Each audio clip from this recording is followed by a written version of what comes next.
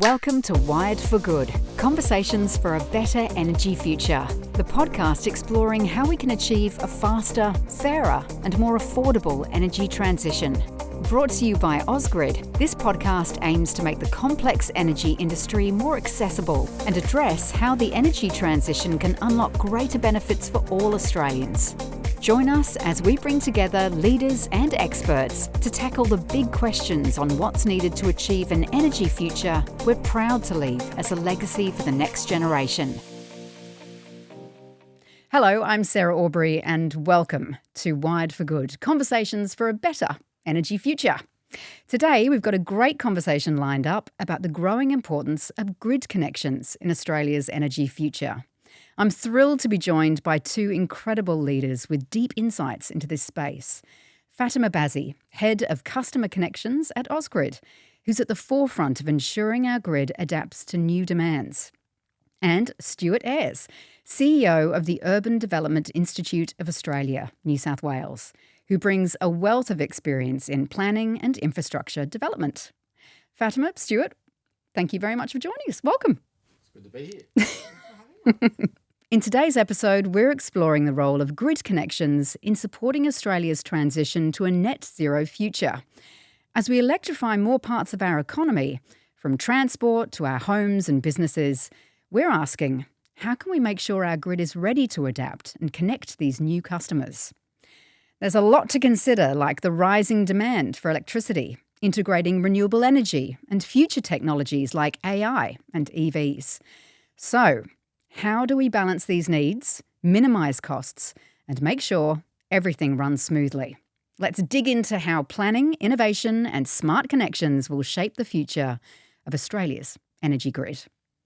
All right, before we dive into the details, I'd love to hear from both of you on this. Let's start with big picture, okay? Australia's energy landscape is rapidly transforming. How do you see the role of grid connections evolving? I'll throw it out to both of you. From my perspective, I think grid connections are the backbone to this transition. We're going to need efficient, timely and dependable connections to meet those net zero targets.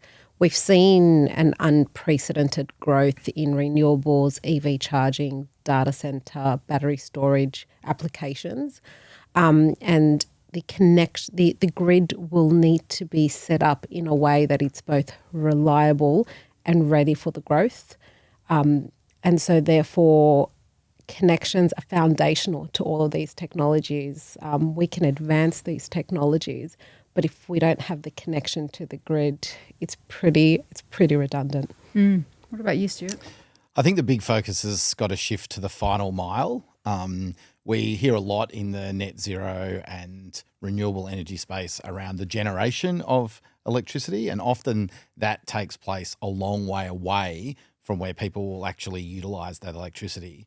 Then that gets augmented by electricity that's generated very, very close to the source, like a solar panel on someone's roof. And so you've got to blend these two types of generation into the same grid, and that's going to put a lot of pressure on what happens in the final mile towards someone's house, because ultimately where this demand is going to increase is in households as we move to more things inside the household being electrified. And as other forms of energy users start to get closer to where people live. So I can see more microgrids forming closer to where commerce, industry and households are all co-located. When you say microgrid, do you mean community batteries as well? Yeah, so I think what we see once again, this concept of where is it generated to versus where it's used, and where you can generate energy, say from a renewable source during a period of time where energy is not in high demand, like during the day, and then people come home and then there's large amounts of demand at the household source. So how does a battery get integrated into that? How does rooftop solar fit in? How does the energy retailer and then the supplier or the grid provider be able to work out when those demands are going to shift and change? And what does that mean for their technology? So Fatima, grid connections can feel like a behind-the-scenes process that most people, they just don't think about it until they're affected by delays or costs. What's a common misconception about how grid connections work and what would you want people to better understand? I think the biggest misconception is people think connecting to the grid is seamless. So you plug in and you go, similar to an EV charger. But actually, a connection to the grid is actually an intricate, very technical process. It requires grid stability assessments, capacity analysis, and a lot of the time it requires new infrastructure to be built. As a network provider, it's really key for us that we ensure reliability, public safety, and that new connections don't negatively impact on the existing customer base. And so when a connection comes through, we're considering all of those facets once as we assess that application. What I think consumers and customers need to know is actually that early engagement with your network provider, that collaboration with developers, government bodies is really, really key at the front end to enable a smooth connection to the grid. So if I was, previously we've talked about EV charging. Yep. You see EV chargers going in, they're being built, they're sitting there for a long time before they get connected. Is that what's happening? No, this is generally way before they've actually started to build the infrastructure. This is the design phase. So the average design phase is 110 business days. So Ausgrid's role is to facilitate the process. We have accredited services providers and they all have a part to play in that process. A lot of the time, developers and customers don't recognise that they need to be getting the ASP on very early on in the piece to understand the needs and requirements for their connection type. So an EV charger will have different requirements to a data centre. Right. A data centre build will take 3 to 5 years. While an EV charger, if you do the right things at the right time, it can be quite streamlined, or it could take 24 months, depending on how much engagement you've done early on, where you want to locate that charger, what capacity is available on the network. All of these factors will play in to the role of how quickly you can connect or not. So Stuart, with solar, EVs and AI-driven data centres, they're continuing to expand. Where do you see the biggest challenges in planning for the future? So I think it's all about the capacity of the infrastructure to be able to supply what consumers are looking for. So the best way I think to think about electricity is to think of it a bit like a water pipe. So water is a constrained infrastructure. If you can't get a pipe big enough to supply water, everyone who's there uses that water until that pipe's fully loaded. Then you need another pipe or a bigger pipe to allow more people to come online. Electricity functions the same way. It's not a resource that you can see in the same way, but the cable has a capacity and you've got to be able to keep expanding the cable or expanding the amount of distribution that can take place in a local location. So as every household that you might know in your local community, plus every business that you know in your local community, throw in maybe a data center, all come in, and more of the people in each of those buildings want to use more energy. We have to retrofit the existing grid to account for the upgrading and use of electricity. So that puts a lot of challenges around the existing infrastructure and then the capacity to augment that to allow effectively more supply. And then as you build more houses, because we know that we've got a chronic undersupply of homes in Australia, you've got to be able to design in the way that infrastructure goes into either new communities or increasingly infill development, where we're replacing, say, a small number of homes in a location with a larger number of apartments. That existing infrastructure was built around servicing 10 homes, and now on that same location, we want to supply 100 homes. We've got to be able to upgrade the infrastructure to keep pace.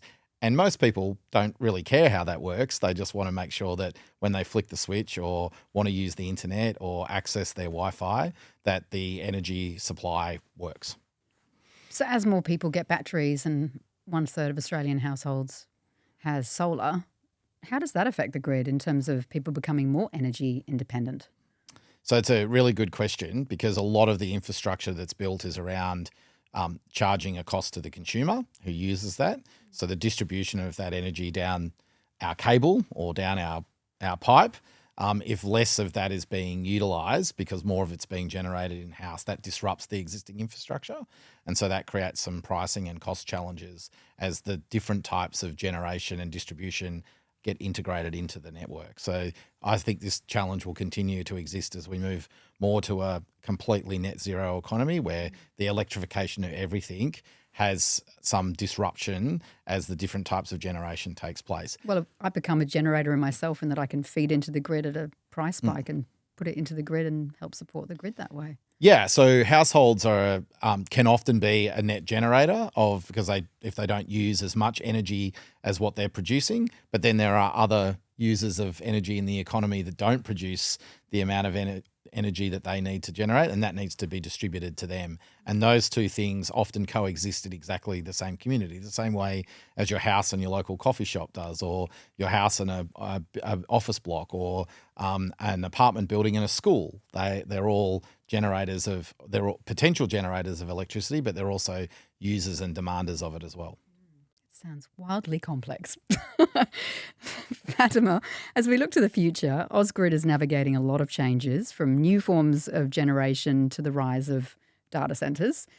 How are these trends shaping the way you think about connecting customers, and what does that mean for the processes involved? Data centres. It's a very hot topic at the moment.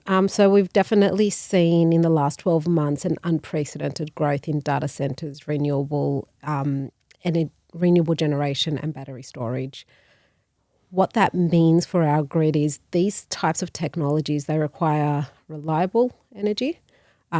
They require a substantial amount of capacity. So just to give you a bit of an example or a comparison point, a data centre is between 50 to 200 megawatts, while an apartment block is generally 0.5 to 1. Oh my! Right. So when a data center application comes in within a geographic area, and the data centers, they have geographic hubs, it's not as simple as saying to the data center developers, well, we have all of this great capacity available in these 4 areas. They need to be close to the water. They have their own requirements. So they have geographic hubs that work for them outside of just requiring the capacity. Mm-hmm.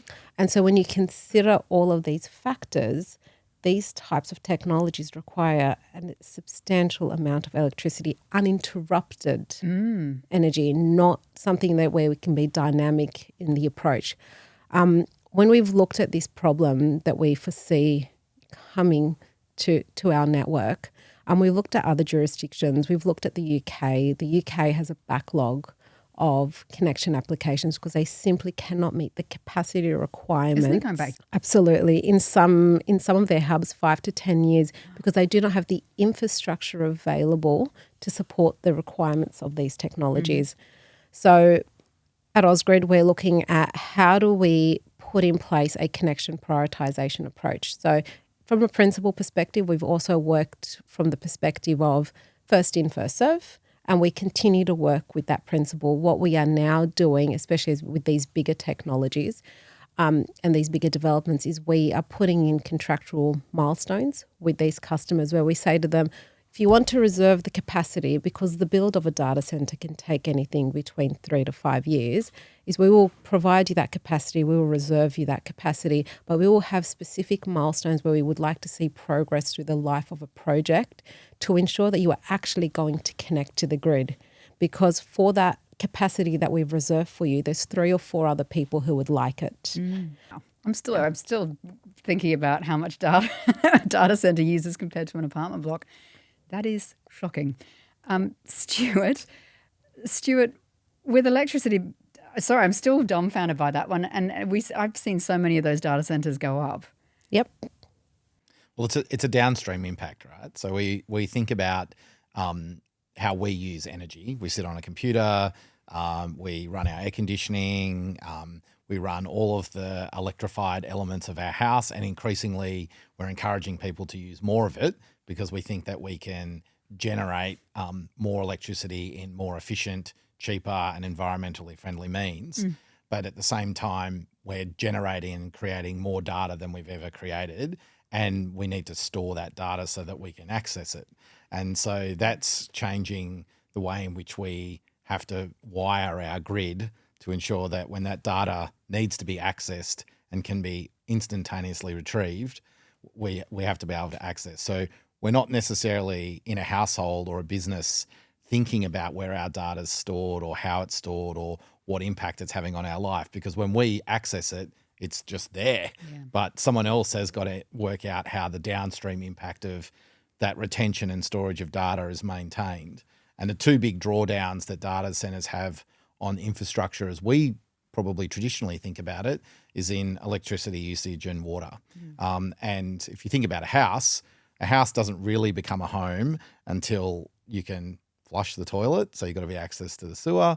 You've got to be able to turn the tap on in your kitchen. So you've got to have access to water, and light switch has got to come on. So when you've got access to sewer, water and electricity, a house really becomes a home. But the downstream impact of that on the infrastructure that we almost just take for granted is so profound at the moment that it's creating new challenges, particularly around conflicts around land usage, access to infrastructure, so who gets priority access, and then some of the things that Fatima was just talking about then, largely an opportunity cost. If you're waiting for a high energy user to come online and you've provisioned that, then someone else is being denied access to that as well. So we try to provide the royal we of life. Politicians, government, infrastructure providers, businesses are all trying to provide the infrastructure just in time so the consumer doesn't have to pay for something before it's actually brought online. Yeah, and I think from a totally technical perspective, we want the mix of the data centers and the generation and batteries on our grid. So the data centers, they give that nice stable usage on the grid, so it means that the stability of our grid is really good while people are using their batteries and solar, and so that creates those peaks and troughs on the grid. Where you have a part of the grid that is very heavily focused on solar and generation and doesn't have that steady load on the grid, it means the stability is not as high. And so from a network provider perspective, we want that right mix on the grid to ensure that all of the technologies are stable at the same time. That's interesting. Stuart, are developers thinking differently about energy connections today compared to, say, 10 years ago? Oh, no doubt. And that's because the consumer, the person who's buying the house, the home, if it's an apartment, is thinking differently about how they use energy as well. So a sort of single detached dwelling is going through, well, definitely in New South Wales, it's got a basic requirement to make sure that the house is as environmentally and energy efficient as possible. People are probably thinking about how they offset the cost of their own electricity consumption. So solar goes into that. The electrification of vehicles means the way they think about their garage is changing. So the garage, if they're in a location where they don't have a garage, so maybe they live in an apartment block or they live in a townhouse or a terrace building, then what sort of street side power capacity exists for recharging of electric vehicles? How can those be set up in more communal locations? Supermarket car parks are now becoming the new refueling stations. And so you're starting to see those changes. And we're also seeing those changes not just through the lens of our own household, but more from a community perspective, because we don't all need an EV charger in our garage. That could be supplied through a community lens. It could be supplied through a cooperative arrangement between a developer or a land leaser. So you're starting to see those changes, but they're really driven by consumer behaviour. Especially when it comes to EV charging, when you look at, as you said, supermarkets, you don't need it to be a big, super fast charger. If you're going to be somewhere for a period of time, you could have, as cars are getting faster and faster, even with their AC charging, we're getting cars with 22 kilowatt AC charging, which means if you're using an 22 kilowatt AC charge, you can add 120 kilometres roughly in just 1 hour. So that's your weekly top up. Off you go, do your shopping, you're done. I suspect that everything in life just needs to be faster. Like everyone. I don't know that we need to be living that way, though. Okay, that's a whole conversation in itself, but I don't know that we need to always be living that way. I actually think driving an EV makes you do the opposite of that, because you do need to stop. You do need to take a bit more time. But you have to think about your behaviours versus I could just stop at the petrol station. I know. I actually quite like being forced to slow down a bit, take your time, have some food, chat. Anyway, that's an entire conversation in itself. So planning for the future does sound like a bit of an art. You want to build enough infrastructure, as you were saying, to enable future growth, but you don't want to overspend on things that might not be needed. So how do we strike the right balance? Stuart, I actually want to ask you, how do we ensure we're investing in the right infrastructure without overdoing it? Yeah, so I think this is a significant challenge for government. They put some capacity or regulation in place that protects the consumer. Things like the Independent Pricing Regulator in New South Wales, or IPART if you want to use the acronym, often sits there to ensure that the consumer's not overcharged for infrastructure that they're not going to benefit from. I think from an electricity perspective, this is managed a little bit better than, say, water, where I find water infrastructure often arrives late, and it would almost be better if the existing consumer base carried a little bit more risk on the provision of that infrastructure. But I see that as a bit of a canary in the coal mine for electricity. What we're going to see as higher demand is going to mean that there needs to be more certainty about when infrastructure arrives. Traditionally, what we've tried to do is protect the consumer from that infrastructure cost and say, don't provide it early, provide it just in time. And that does insulate the consumer. But if it starts to arrive late, or you start to have years of backlog, then I think the consumer is going to be a little bit less concerned about whether they're exposed to infrastructure running behind, because almost certainly that won't happen. They'd be better off just guaranteeing the provision of infrastructure. So I think the consumer is going to have to absorb a little bit more risk in the provision of that infrastructure, because the cost of the pipe, the wire, the tower, whatever that might be, is ultimately being fed into the bill that you pay. And so if that tower got built and there wasn't a new set of customers, then the existing set has to pay that cost. But I think the likelihood is that customers are going to come on very quickly, and we're more likely to get backlogs than have infrastructure arrive early. Right. It's kind of like going backwards, isn't it? As more people come off the gas network, I guess that becomes more and more expensive as well. Is that right?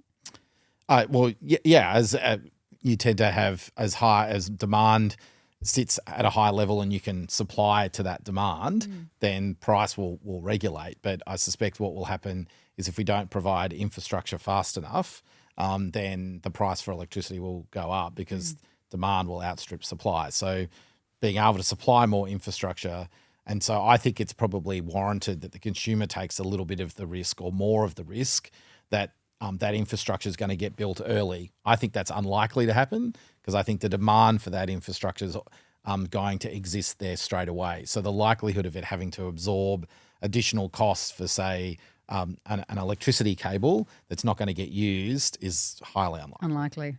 Well, I hope the data centres are paying lots of money. Anyway, Fatima, what lessons can we learn from the past to make sure we're building the right things at the right time? So this is exactly the point that Stuart's made. So in the past, if we look back 10, 15 years ago, we invested heavily in infrastructure and it didn't necessarily meet the customer needs. So we built more infrastructure than we needed at that point in time. That led to higher network costs and higher customer bills. So today's approach is very much demand driven. So we are looking at investing in infrastructure where we know there is a customer need. So there are a few examples.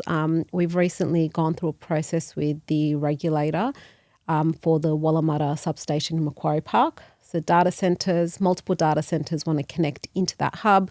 There is simply just not enough capacity. We're building a new substation. It's a contingent project. We've gone to the AER and said, we need this funding released to build these substations. They've asked for the evidence to release the funding. We've provided that evidence via their connection applications and their needs. And we've made sure that there is a cost-reflective tariff. So fully cost-reflective tariff, meaning the data centres absorb that cost and it doesn't go out to the mums and dads. Good. So in that instance, we've just run that process to ground. We're going through the final stages, which is a great outcome for both the data centres and the capacity requirements for that region. We're working with the UDIA at the moment for Lachlan Var, which is out in the Hunter region. There's a lot of housing coming out that way. We're really pushing government to understand what are the planning milestones that they're working towards, so we can ensure that the infrastructure is getting built ahead of the developers' timelines. What we're seeing happen is, because we don't understand those timelines really clearly, we can't start to build something that potentially could or could not happen, because if it doesn't happen, the cost of that infrastructure is just going to spread on the whole customer base, and energy bills are obviously quite high at the moment. It's a key concern from a public perspective. So we're trying to balance that need. So we're working quite closely with the UDIA The UDIA. That's me. the UDIA. Oh, sorry, the UDIA. acronym. The acronyms that I use. It's Okay. about sequencing, Sarah. So we know that more homes need to be built. It's about identifying where those homes are going to be built and when. So a lot of the people I represent through the UDIA, the Urban Development Institute of Australia, is at the development industry. So we are the people that build your home, or contract the builders to build the homes and allow for greenfield estates to be built or apartment towers to be built. But sitting in behind that is all of the infrastructure that allows that house to become a home. And that infrastructure is shared by both the home buyer and the person who's actually paying to build that home, and then broadly the public. So most infrastructure is co-funded by the end user and then the broad base of the taxpayer. So ensure that that price is fair for both parties or doesn't disincentivize, say, the creation of a house in a environment where we're chronically undersupplied with homes. We've got to get that sequencing right so that for people like Fatima and Ausgrid, or the provision of a local road or a local school or a water pipe is sequenced at a time that makes sense so that that infrastructure can be built and then a house can be constructed, and then a family or a person can move into an apartment or a house. And all those things have to line up relatively quickly, because if they don't, then someone's going to pay a higher price unnecessarily. Some of these infrastructure builds, they take 12 to 18 months. When you're building a substation, this is not just a simple, we're going to go out and put a pole out on the road. And so I think there is a time lag that people just don't appreciate, because people are like, all right, I have my DA, I'm ready to go. We're like, yep, that's great. And now we need to augment the network, and that will take another 12 months before you can plug in. Wow. All right, I have a final question for you both. If you were to fast forward 10 or 20 years, what do you think will be the biggest difference in how our homes, our businesses and our cities connect to the grid? I'll start with you, Stuart. I think we'll see many, many more things that we use in life electrified.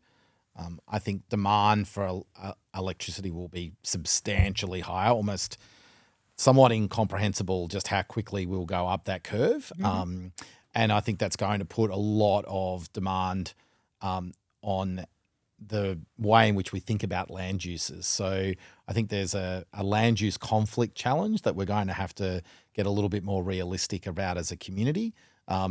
More of whether it be a data center or the way in which electricity is distributed locally is going to come closer to where people live. And so the way we think about infrastructure in our communities, what it looks like, how it can be designed, how it can minimise its visual impact in a community but still deliver all the things that we want. So I see much, much more electricity usage, and then a changing shape of the way our local communities look and feel to provision for that infrastructure closer to where we use it.